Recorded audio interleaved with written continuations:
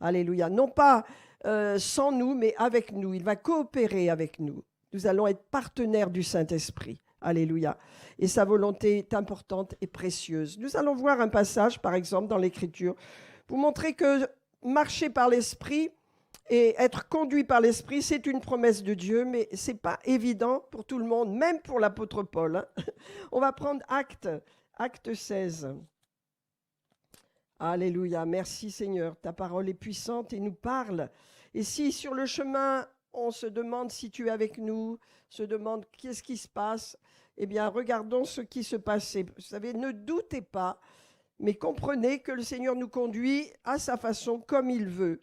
Acte 16, à partir du verset 6. Voilà, on va lire jusqu'au verset 13. Hein.